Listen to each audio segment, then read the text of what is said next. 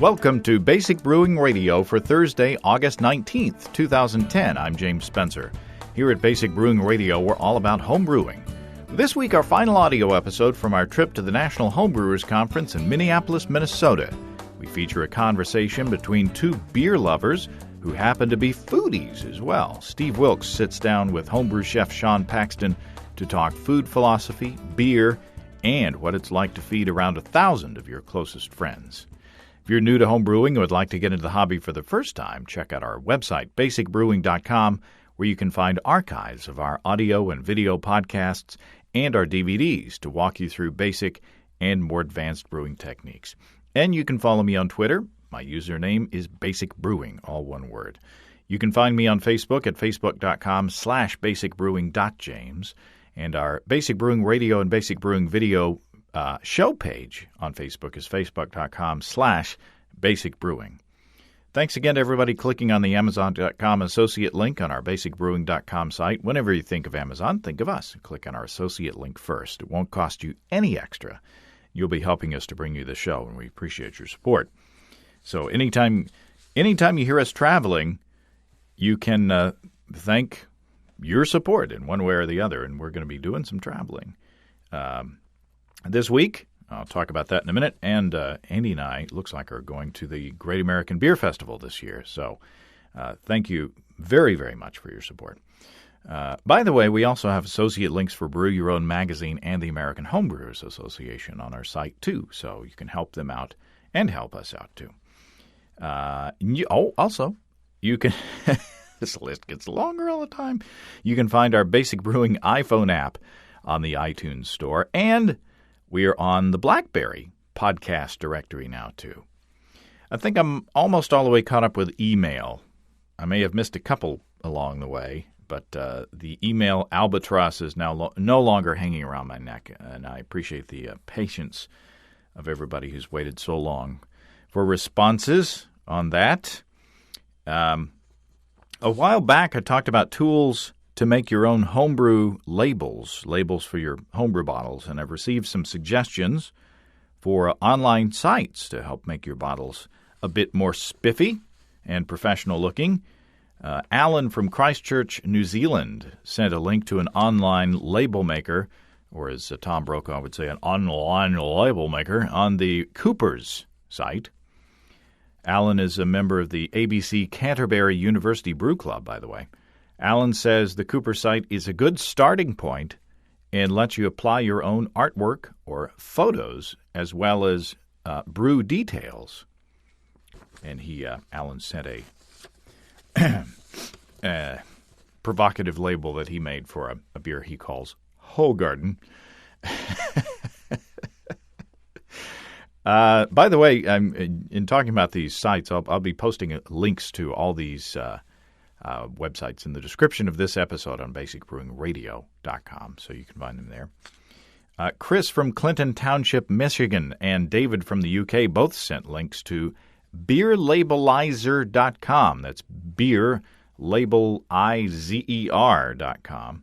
Chris says it's a site that has 6 different templates, and all you have to do is fill in some info about your beer, like beer name, beer style, and catchy taglines, who brewed it, the ABV, and the bottle size. And you can print from that template.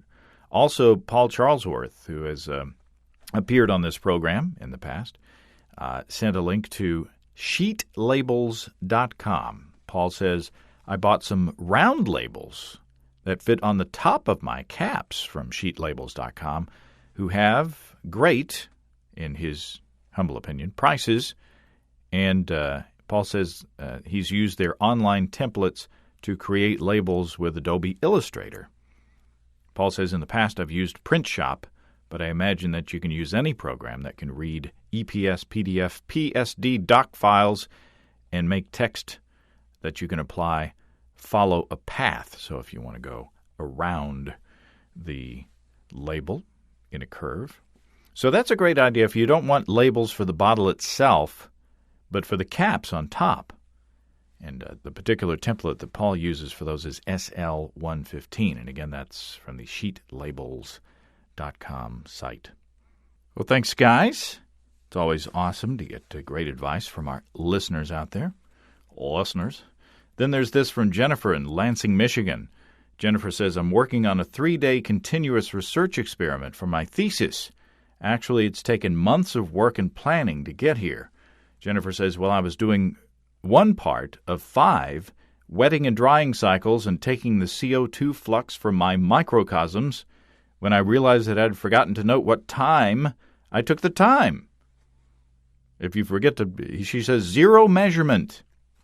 How am I supposed to know how much CO2 was produced in an hour when I don't know when I started the hour? It's important to do it right after I wet the soil aggregates in the microcosm. We all know how that is, don't we? With the Then I remembered that I had started a show on my Basic Brewing iTouch app right when I took the first measurement. All I had to do was look at how far into the show I was. She says, thanks, James. No problem. And Jennifer says, thanks for keeping me company through this experiment, especially at 3 a.m. I've probably listened to 30 hours of shows so far. Wow. That can't be healthy, right? A little goes a long way, probably. But glad we could help, Jennifer. And good luck with the wetting and drying cycles there with your microcosms. I wish I could understand what she was doing.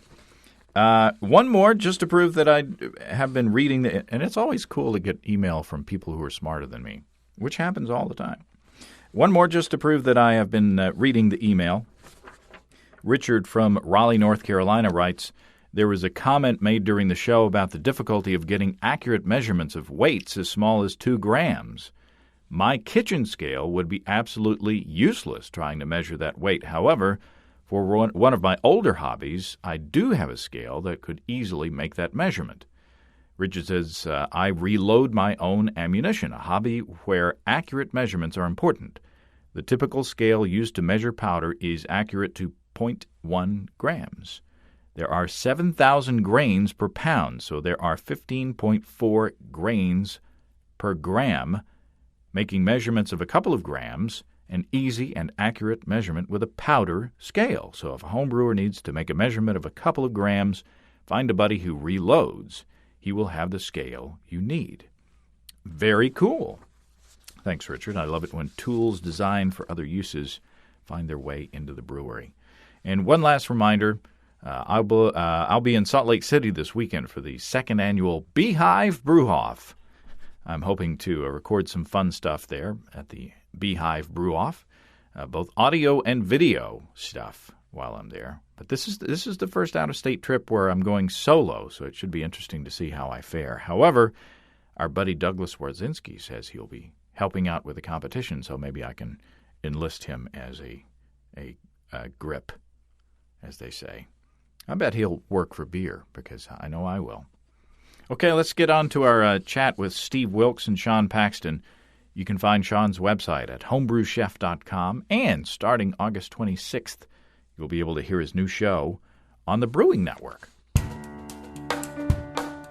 Well, Sean Paxton, we just took a little video tour of the kitchen back there, and you showed us about brining. It's very interesting. Oh, thank you. Yeah, and now I'm curious, what does it take to put on a banquet of this size? We've got 1,300 homebrewers here. You're going to feed us all. Well, not everybody. There's actually only room for 940 people. Some will be left out. That's their tough Well, luck. not everybody signed up for dinner. So, Still, how many folks are we feeding? 940. Jeez. So out of that 940, we have about 30 vegetarians, and we have 2 different people who are allergic to, one at least has let me know that they're allergic to nuts, and another person is allergic to eggplant and zucchini. Oh, wow. Okay. So just in case. Right. So it makes it a little bit more interesting. I guess so.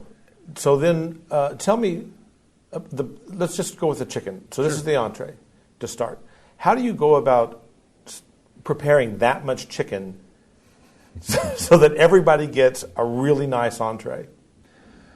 Well, this is where you start to do a lot of culinary math. You start to think about what you want the plate to look like to begin with. So you're actually conceptualizing the end result before you're actually even talking about flavor, because you're just looking at the components that make that dish. You start to look at, okay, this is a 3-course meal. I'll give them 6 ounces of wild rice. So we actually have scoops in the kitchen that do 6 ounces thereabout, and depending on the weight, and we put that onto the plate, and that's the mound that everything's built on, or the foundation, if you will, of the plate. You do that with mashed potatoes, you do that with noodles, you do it with spätzle, whatever you're doing. Right. So once you've conceptualized that piece and what it's going to be as a starch, and then you have your vegetable, and then you have your protein, and usually your protein has a sauce. And so you start to break this all down, and all of a sudden you start to see you have lots of recipes. And then you also need to start thinking about volume-wise how much you're actually going to be, buying, sourcing out, where it's going to come from, how is it coming, because, if we got, so we're actually giving 2 4-ounce breasts, so 8 ounces of meat per plate for the meat eaters. And that will be 2 chicken breasts. That, do we get those, because that's a lot of labor to prep all that, or do we get it already pre-prepped? Then when it comes in, to actually prepare it, make sure it's all clean, ready to go, and sort through everything and double check the count, because supposedly they're all 4 ounces, but you can't exactly get every single chicken 4 ounces, at least not yet. I mean, that perfect. But so in thinking about that, and then thinking about, okay, so now we have all this chicken, how are we going to cook it all? How are we going to prepare it? And in that, it's kind of fun, because to stop and actually look at a brining, use is such a great versatile way to make sure that there's flavor, it's moist, it's juicy, and it's more forgiving. So we can actually, today we're actually taking it all, drying it, searing it, and then at that point it's still rare, if not raw on the inside. And we'll put that on sheet trays ready to go with some olive oil on them, and they're ready to go into the oven. And we put these on speed racks into the walk-in to cool completely, so that we don't have to worry about food safety. And then tomorrow, right before we actually need it, they'll go right into a hot 350-degree oven for about 15 minutes or so, and they'll be perfectly cooked, and then they'll go right onto the plate.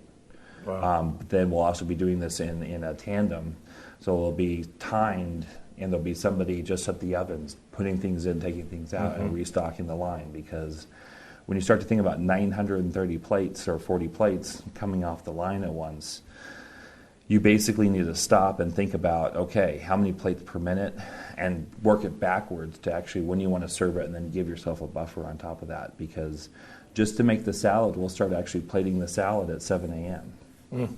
It'll be done about 11. So it's going to take 2 people 4 hours to make 940 plates of salad. Wow. And then with that, we have 15 gallons of dressing that will be put into the table. And so thinking about, like, how much salad dressing are you going to put on your salad? Well, you might like it heavy, you might like it less.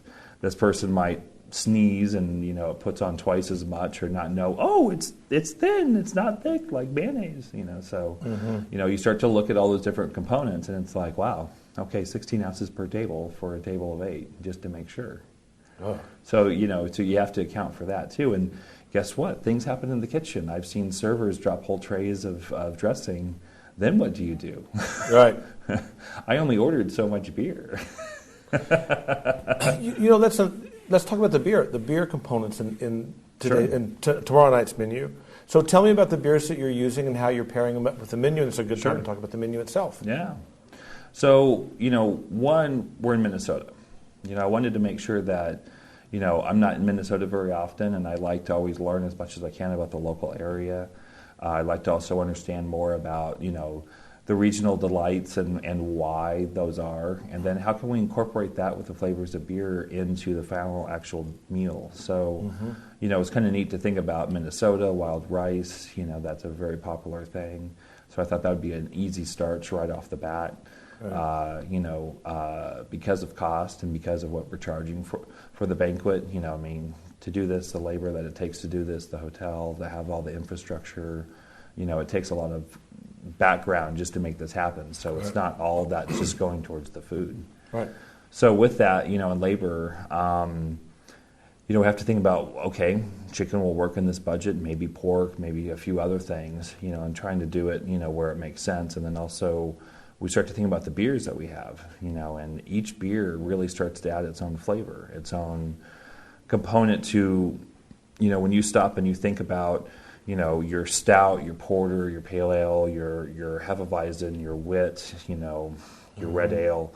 All these different beers have different flavor profiles. And each one of those, if you start to think about that beer and that flavor as an ingredient, and now you can actually add specific flavors. You like a roast component, you like a fruity component, you like a herbally component, you like a citrusy component. All those things you can now actually twist and actually adjust your recipe accordingly. So how did you do that in this menu? So this one, working with Rogue Ales, with John and Stacy Meyer, I think it's really fun because, John gets back to his homebrew roots, and it's really neat to think about flavors with him and the beers that they actually have. And, it's really generous because they actually donate all the beer for the whole dinner. Wow. So, when you start to look at how much beer that is, I have 90 gallons to cook with. Yeah. I love my job. Yeah. But to be able to stop and say, hey, so now we have, their whole lineup of beers to go through. And I start thinking about, okay, how can I pull the theme together with practicality, and then what's going to be best to pair with as well. Mm-hmm. And so it starts to become kind of an interesting interchange of what about this to this to this, and start to connect dots essentially, and think about flavor profiles and what I can express or what I can suppress, or hey, I want to compare these flavors, I want to complement these, I want to contrast these, and really make this stand alone for its own flavor profile. Right. And then you start thinking about texture. You start thinking about how is this all going to lay on the plate, and what when you taste it, it's going to be like, wow, that's a great bite. Because when you start to think about the entree, we have 3 different beers in just the food, and then we're pairing with a 4th beer. And so you really have to start thinking about how those flavors are going to work together. Are they going to be just a war of flavors in your mouth? Right. You start to look at, when something doesn't work, it doesn't work for a reason. Yeah. It's like, wait a minute, I don't know what was going on in my mouth. That's not fun. Yeah. So, and to think about, okay, is this a flavor that's this nostalgic component of, when you say ice cream, everybody lights up. There's an association of that creaminess on your palate. There's a sense of warmth, whether that comes from milk or formula as a kid. It's one of the first things that we had for 9 months. So how do you play up that? How do you use that, not necessarily in an ice cream setting, but in a different form as far as an entree or a dessert? And also, working with beer, we're doing something completely different because wine doesn't have bitterness. It has tannins, but it doesn't have bitterness. Right. And so how we braise it, or how we sear it, or how we reduce it, or, if we use it as, a vinaigrette, or if we're using it into something like a cake, it starts to really change because, there's alcohol, there's all these other factors we've got to look at. And it's not just water. And so understanding that, and then thinking about, if we can add in caramelized onions or, some other sweet factors, when we cook things longer, it actually intensifies the flavors. Like with the mirepoix, your carrots, your onions, your celery, your leeks, if you put some thyme, some bay leaf, and you use that as a base, and you put your, and that's your stock, and then you reduce that down after, 2 hours or so, and you use that for your rice, you're getting a lot more flavor than just water. And then if the beer is also in there, like the hazelnut brown, with some fresh toasted hazelnuts and the mirepoix and all that with wild rice and some white rice mixed in for color and for depth of texture, we're going to have a side dish that's a brown ale, caramelized vegetables, some herbs. We have the hazelnut brown ale, which has the toffee flavors, some hazelnut flavors, a little bit of toast, a little bit of roast. All those flavors with the rice, you got a great side dish. Yeah, that's just the side dish. And then to think about it, that we need over 60 pounds of rice. Yeah. And then how do you cook 60 pounds of rice? In one big old cooker. And that's the thing, 45 gallons at a time. Yeah. So that's 2 batches of 45 gallons. So start thinking when you home brew, you don't do a 45 gallon. That would take you 6 batches to do, thereabouts. And it's depending on your system, it's you sit there and it's wait a minute here, this is a whole other thing. So what I think is so interesting that I'm hearing you talk about is that you have to start from conceptually. You came up here and you said, I want to look at the culture of this place, the history of this place, the food culture, the food history of it. I'm going to bring that component, the ancestry. I'm going to highlight some of that. Yeah. Then I'm going to look, and I'm going to look at the beers that I've got to work with. How can I bring those flavors in? I'm going to look at my budget. Yeah. You know, I mean, just can I afford it or not? I mean, this is not a cheap dinner. It's not a cheap dinner. And then balancing all of that, then just the scale of the dinner. Mm-hmm. You know, this isn't a dinner party for 8. It's a dinner party for 900. Think about how many servers we'll have. We'll probably have 60 servers just to bring the food out to you. That's more than most people's homebrew club. Yeah. Just to bring food out to the table. That's not including to make the food. Think about washing the dishes. Think about how long it's going to take to wash almost 2,800 plates. And that's just plates. That's not the silverware. That's not the china. That's just plates. That will take somebody like 2 days. But they have a system downstairs where it's a conveyor belt for a dishwasher, and they can wash dishes as fast as they can put them in the machine on the other side as fast as they're coming out. Yeah. But that's what's amazing. I mean, that's where it's a whole nother ballgame. Right. And that's also where, you know, to be able to do this, I mean, it's such a treat because, you know, the Sheraton, they open up their kitchen to me. It's not my kitchen. I mean, there's a whole nother variable in there is that I've never worked here before. I've been to Minnesota, but I haven't stayed here. I don't know the chefs. I don't know the staff. I don't know exactly where they get all their products from. So I have to work very closely with them, too, to help, you know, hey, so what do you think about this? And, I mean, I can come up with the most crazy menu, but if you can't pull it off or these guys don't have that piece of equipment that, right. Oh, okay, then how are we going to do that? You know, because there's a lot of different ways to cook something. You know, there's a lot of different ways to prepare something. But if you only have one oven, you shouldn't have all your dishes have a baking component to them. Right. I see it happen, and I'm like, why did you do that? Yeah. But that's where you think about everything. And then also when you actually show up, you know, I've already asked a lot of the questions, like what kind of equipment do you have? How much space, how much walk-in space, how many sheet trays do you have? So when you start thinking about, you know, we'll use probably 400 sheet trays, like big giant sheet trays. And it's like when you think about, you know, do you have 400 of those? And those are $18 a pop. That's a lot of inventory.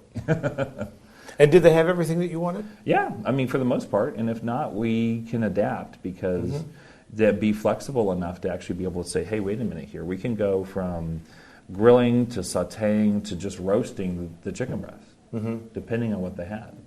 Yeah. You know, we can crank the temperature of the oven up to 500 degrees versus 375.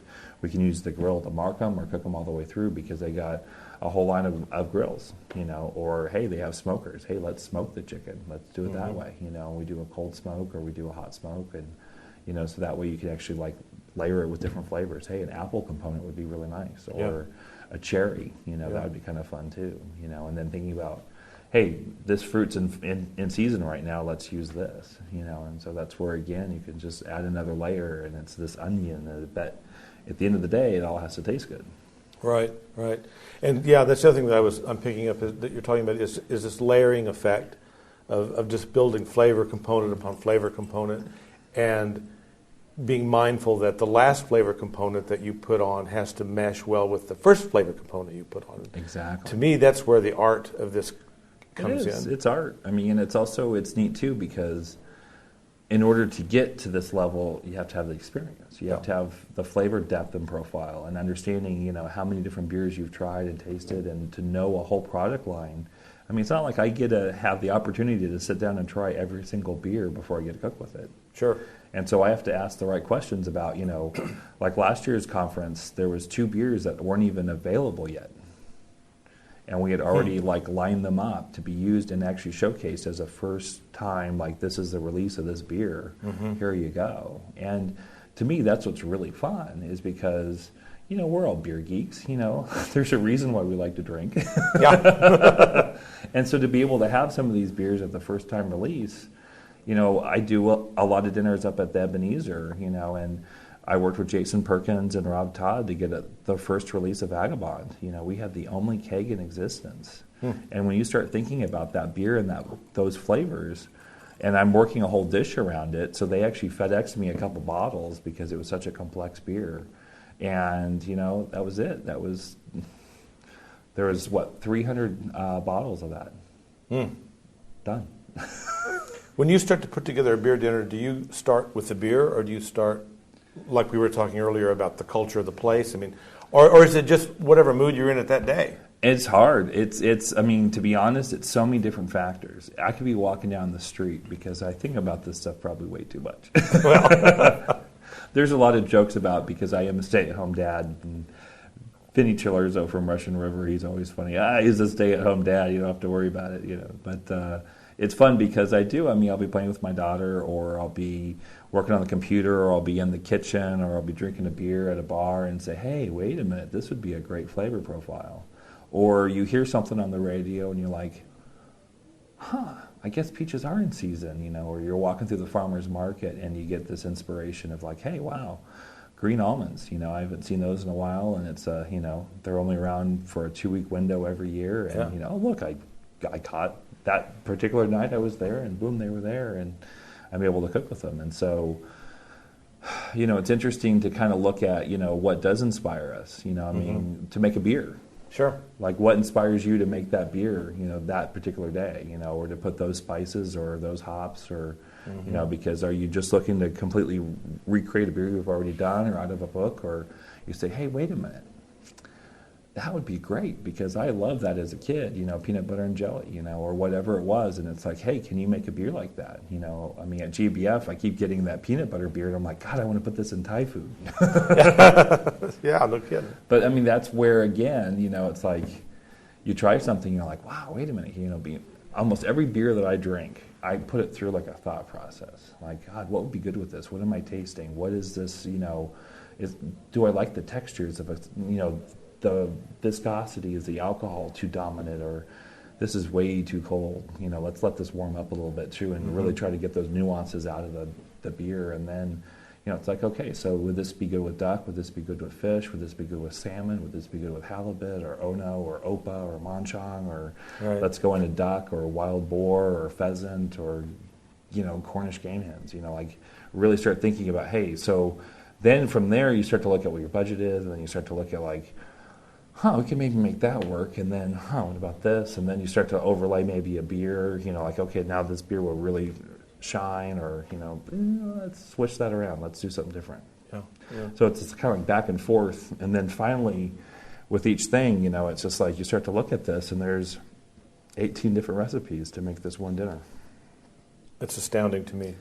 But that's what's so much fun. Yeah. I mean, we do it every day. Whether you realize it or not, you make choices. And if you start to look at those choices and say, as a conscious choice versus just by coincidence, say, hey, there's a reason why that recipe has that combination of hops at those particular, additions, and then understanding that, and like you actually crafting that beer, Same thing with food. Sure. It's not different. That's right. It's you're using different tools. You're using different components, but that's also what's so neat to me is that you're able to really, driver's seat. You have the steering wheel. Like, what direction do you want to go with it? Do you want to go sweet? Do you want to go malty? Do you want to go bitter? Do you want to go sour? Do you want to go fruity? And then with that, because if you start designing your own beers for dinners or events, why not? Sure. Yeah. And I think that it's one of the really fun things about food and beer, and I'm going to talk about music for a minute. I'm a musician, and I'm a jazz musician, and that means that I spend a lot of time improvising. Oh, totally. Improvisation is what it's all about. But you have to understand the architecture underneath the improvisation. The fundamentals. And that's the parallel back to food and beer. It's the same thing. Yeah. Yeah. Yeah, and that's what makes it fun. Yeah. And then you can fly near the sun and hope your wings don't melt. But also you can push it to a way, and this is where I struggle. I mean, if you think about cooking for 930, 40 people, right? There's no way everybody tastes the way I taste. There's things that I take for granted, Kobe beef tongue. If I can ever get it, I'll get it as much as I possibly can. Yes, it's beef tongue, but it's a phenomenal piece of meat. There's one per animal. That's it. You don't see them around because the Japanese buy them at $20 a pound. Yeah. I mean, that's more than filet. Yeah. But you start to look at understanding that ingredient and why is it so good. Well, it's like understanding anything else and why we like something, and then if we could play with that and make it into something really unique, and you have the foundations of how to cook it, and then you start to think about what you want it to taste like and almost reverse engineer it to say, if I did this to this to this, okay, yeah, that's going to work. Or let's try this instead, and boom, that's going to work. And that's what's great when you're improvising, I'm sure. I mean, I would love to be able to play music.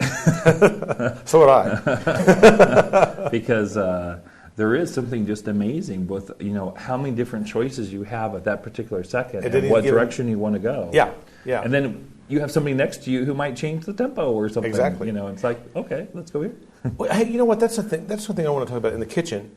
So you are the chef. You are the executive chef of the meal. Mm-hmm. But that means you have a lot of you have a sous chef, you have a pastry chef, you have a salad chef, you have line cooks. Oh, yeah. You have all these folks that have to be able to work together as a team. and talk a little bit about the challenge of making that happen, and even the challenge of making that happen in an oppositional kitchen. Maybe somebody doesn't like what you're doing. Or even it's not a kitchen where, I cook a lot of dinners where I don't even have a kitchen. Oh, there you go. I cook a lot too where I don't even have people who have culinary degrees. I don't have a culinary degree. I didn't go to cooking school. I took a couple classes on a couple things I wanted to learn more on. Yeah. And I still do that. I still take classes from butchers. I like to learn about how to take apart a whole animal. Maybe I'm a geek. But, if I start hunting, which, I think that there's a lot to be said about that. It's all how deep you want to get, Right.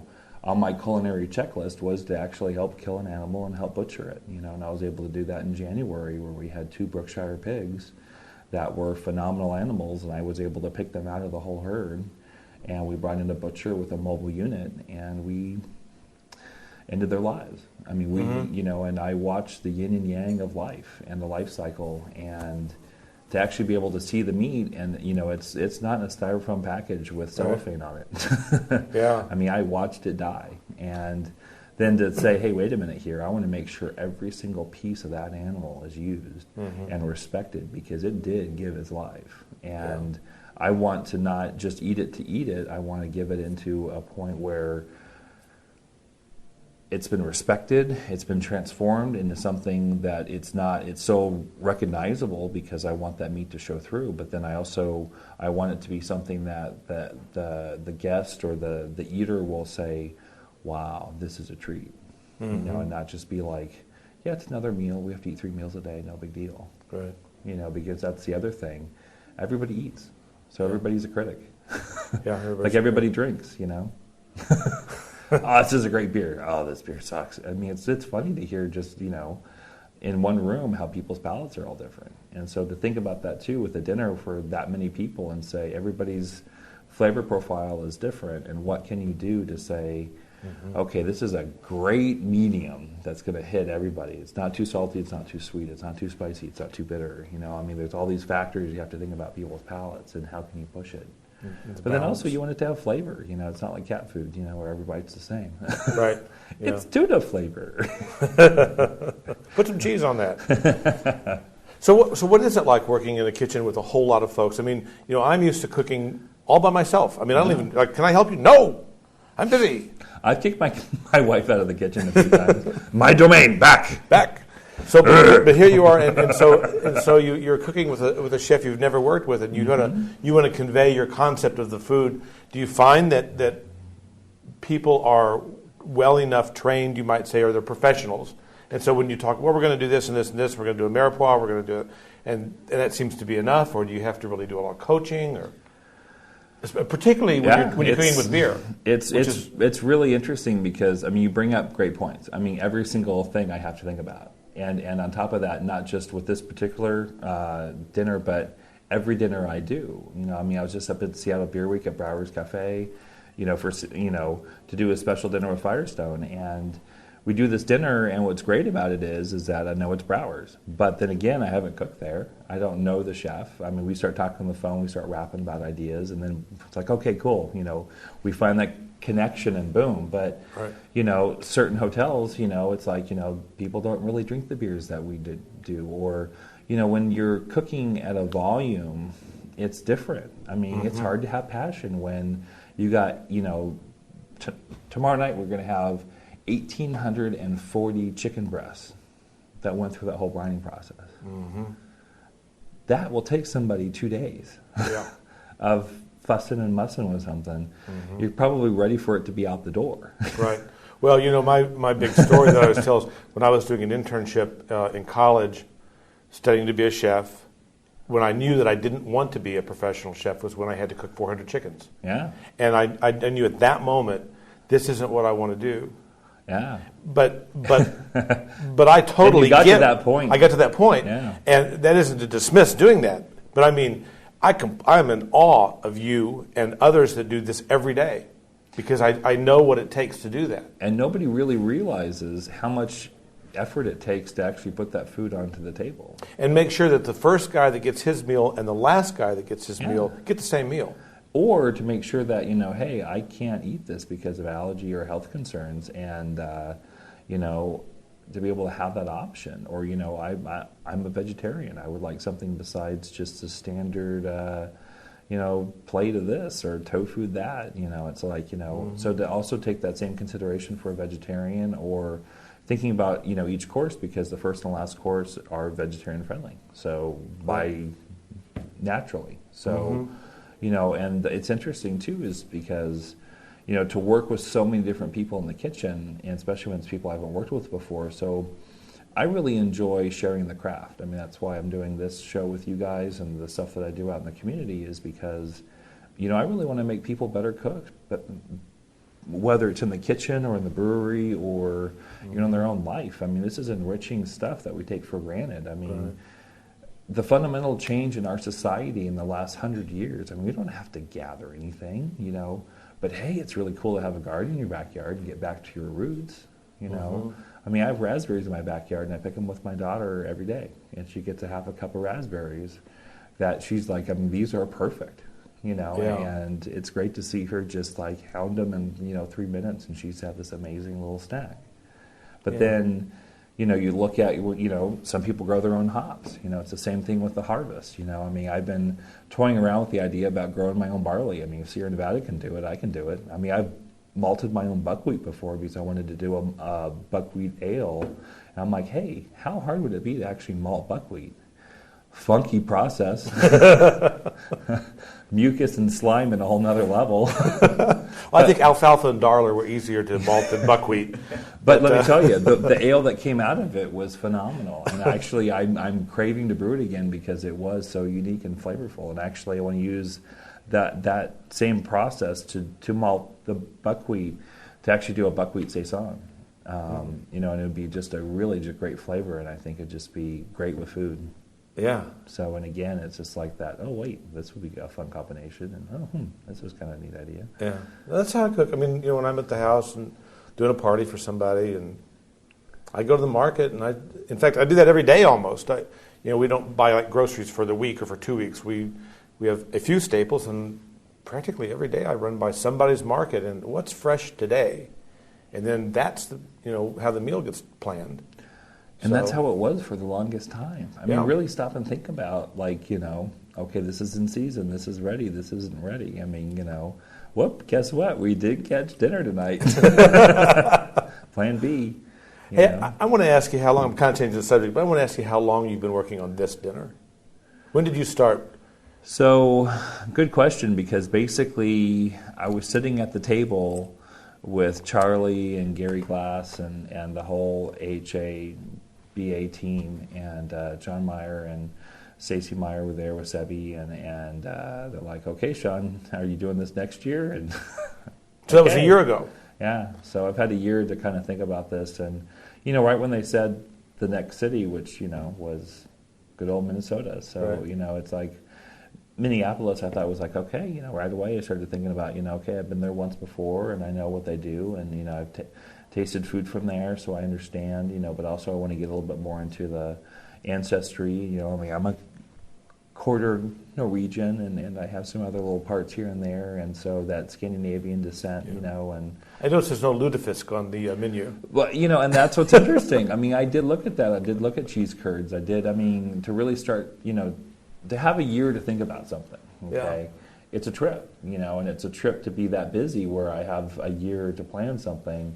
And that's also another trip. But, to be able to sit there and say, okay, how can I change or transform these ingredients to have this flavor? Because, really stop and think about food, okay? Every cuisine has onions. Every cuisine has carrots.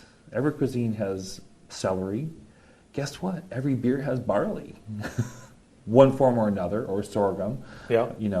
But, you start to look at, okay, so that's a standard, okay? Out of that, we have 91 different styles just judged at, the World Beer Cup, okay? It's not just pale ales and porters and stouts and ambers. There's a lot of great beers out there. And you start to look at some of these different styles that are forgotten, and us as home brewers can keep those styles alive and actually maybe help to actually show breweries like, hey, wait a minute, you should be brewing this because I want to drink it. Yeah, for sure. Berliner Weiss, please. Yeah. Bring back the Berliner Weiss.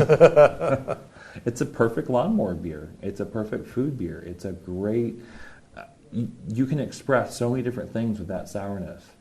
Fruit to savory to sweet. It's just really unique. Think about Woodruff and the whole concept of Woodruff. So many different angles you could take that. The American beer palate, this is an exciting time to be around beer. Huge. Really exciting. I can remember, James can remember, you can remember when you go to the liquor store, the package store, and it was like Killian's Red was exciting. Yeah. Or, and then a few of the beers you were really excited to try because you'd never seen it before and you were hoping you'd never see it again. Yeah, exactly, for sure. But now, it's just a wonderful time, and I believe that the homebrewing movement has a lot to do with it, that we're really huge. driving that. We have changed how commercial breweries look at beers. Yeah. Because we buy those beers. We have created a market. We have shown by our dollars that we are willing to stand in line. Look at Dark Lord Day. Come on. I was at Pliny the Younger release for San Francisco Beer Week when they sold almost 30 barrels of Pliny the Younger in growlers and in glasses that were half pints in less than 8 hours. Wow. They had 1,000 growlers that they had brought in and filled, and all those went like were gone, and everybody replaced theirs. And Vinny and Natalie stood there with 2 taps each, filling growlers as fast as they could all day long. It was insane. I felt so bad for them, but yeah, they worked their ass off and they made it happen, and that beer was gone in a day. That's amazing. Well, along with homebrewers changing the beer environment, I think folks like you are changing the food environment. I try. You are trying, and you're doing it. We had an experience. We hosted a beer tasting for some local chefs and people in Fayetteville, and I went back to the restaurant where one of the chefs had come from, and lo and behold, there were some breads that had the beers in them. There was a couple of sauces that had some ales in them. It was directly because of the food tasting we did. So we changed that restaurant's menu. Yeah. And you're doing that on a much grander scale than we are. So But stop for a minute, because it's every little bit everybody doing. Because if you support it, think about the value of your dollar. Okay. Right. You worked very hard to get that dollar. So when you spend it at a certain location, a certain restaurant, you're supporting them whether you realize it or not. Sure. And you're also supporting what you're eating. You're supporting where that money goes. If you like foie gras, God damn it, buy it. If you don't buy it. Right. But don't let me make that choice if I want to have it or not, and deal with the implications of what I'm choosing to eat. Right. I don't, say no to anybody. If you're vegan, if you're vegetarian, if you're pescatarian, if you're just all about is bacon, we can make that happen. Okay, and I understand each one, and I'm not saying that there's one better or another. Right. But if we choose as a society and say, hey, my dollar goes here and it supports this. Think about what happens. Like when you go to the farmer's market, there's something to be said. You are giving that farmer, the one who made that food, your money. There is no middleman. He is not getting half or a third of that. Right. When you really stop to think about the grocery store, they make a lot of money. They pay for your parking spot as you're in that. Sure. The farmer shouldn't have to pay for that. Right. And he's there showing his wares to you, and actually that's the perfect environment to sit down with him and actually say, how do you prepare this? What do you recommend with this? You grow, 1,800 pounds of this every year. Right. There's an interesting perspective there. And you actually get back to the sense of community. You start to actually slow down a little bit because, when we make beers, right, we spend all this time researching the historical aspects, understanding the ingredients. We think about, the season that beer was made because of its refreshing qualities, or like a saison, and like, just because of that particular time period, it was safer to drink water, and hey, what a great way to incorporate what we're already growing. So you start to look at these things, same thing with food, and then like how in which we choose to support that or keep that going, or have that Sunday dinner, turn off the TV and communicate. I mean, how great is it with the homebrew community that we're able to hang out for, 4 hours last night at Pro Brewers Night and have great beers and have great conversations around beers, and just hang out with one another. I mean, it's community, right? I mean, tonight we got club night. I can't wait to see what people are dressed as. Oh, I know. I mean, it's unreal when you walk in there and it's like, I never thought about doing that before, and God, does that ever work? Thank you for trying that. That's really awesome. I mean, it kind of blows your mind in a whole other way, and it's just like, that's a great, place for inspiration. Absolutely. That's what I'm looking forward to tonight with Club Night, is the inspiration to go back home and say, wow, I tried this coconut lime beer that was just killer. Get out the shrimp. Let's go. And that's the thing. And that's where, if you just stop for a minute and slow down and say, hey, wait a minute, I know I have a microwave, I know I have a coffee machine that turns on before I do, I know I have a bread machine that can make bread, all these different things, but like, why? Why? I mean, it's a simple question. It's a one-word question. But then, my 3-year-old, she asks it all the time to me. Why? Why, Dad? But when you stop and you think about what we have and our choices that we make, and how we do things, and if we're going to choose to make the beer we like to drink, or we're going to choose to make the food we like to eat, and then we start to pull the two together, and it's a whole nother level in that wine doesn't have bitterness, it doesn't have the complexity as far as, it's not just red and white, or rosé. I mean, we have a lot of opportunities with these flavors, and if you treat each beer as a flavor, as an ingredient, and what that will add to chicken, what that will add to duck, what that will add to rice, what that will add to vegetables, your tomato sauce, your pasta sauce, your ice cream, I mean, it's endless. Sure. That's great. Well, listen, I want to thank you for your time today. Oh, you're very welcome, Steve. I'm so looking forward to this meal tomorrow night. Should be fun. I think it'll be great. Next time we get together, I have 2 words I want to talk about with you. Duck fat. Okay, go. Thank you, Sean. Thank you, guys. It was fun being a fly on the wall listening to that conversation. I'm lucky to be able to hang out with talented folks like Steve and Sean and taste their food and beer every now and then. Can't wait until next year at the National Homebrewers Conference in San Diego. Make your plans now. Get with your boss. Get those dates set aside. If you have brewing questions, show suggestions, or just want to say howdy, write to james@basicbrewing.com, or just fill out the contact form on basicbrewing.com. Please don't forget to tell us where you're from. You can check out our homebrewing DVDs, Introduction to Extract Homebrewing, Stepping into All Grain, Low-Tech Lagering and Decoction Mashing, and Introduction to Wine Kits. We've got combo deals to save you a few bucks if you want to buy more than one DVD at a time. And you can check out our Basic Brewing shirts in the store, too. You can see a listing of the fine folks across the country who sell our DVDs on basicbrewing.com. And if there isn't a vendor in your area, you can order them online at our online shop at basicbrewingshop.com. And I'll pack them up and send them to you my own self. Thanks to everybody who's continued to click on our Amazon.com link. We appreciate the support there. Our featured products this week that were purchased through the link are 100 8-inch premium glow stick bracelets, 10-color mixed assortment, and Wall Professional 8655-200 peanut clipper trimmer, black.